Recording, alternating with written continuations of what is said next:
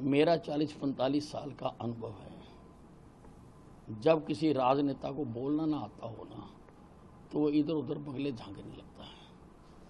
वही हाल विपक्ष का है। सत्ता पक्ष तो खुली चुनौती दे रहा है, जबकि हमेशा होता उल्ट रहा है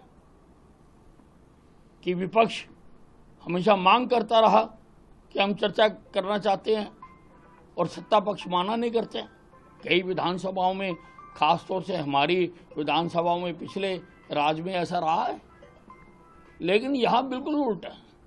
प्रधानमंत्री नरेंद्र मोदी जी ने कहा है कि आप कोई भी प्रश्न उठाएं, हम उसका जवाब देंगे, लेकिन लोकसभा में प्रश्न उठाने का बकायदा लिखित कायदा है। वह हा हा हु करने से प्रश्न नहीं उठाए जा सकते।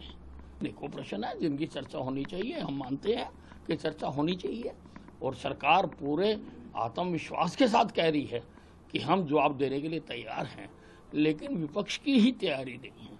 विपक्ष ही तैयार नहीं है, इसलिए वो शोरगुल में ही अपना समय बिताना चाहता है। नहीं, जो वक्ता होता है वो फिर बोल के अपने जौहर दिखाता है, वो इधर उधर के कार्रवाइयाँ नहीं करता।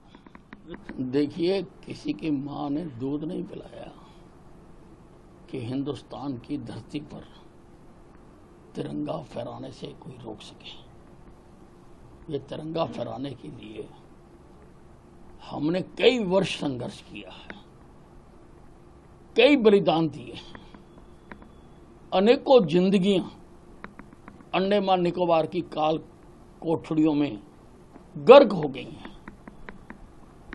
और आज अगर कोई तिरंगे के खिलाफ भी बात करता है तो 139 करोड़ देश का देश है, ये खड़ा हो गया ना, तो सबकी होश ठिकाने आ जाएगी।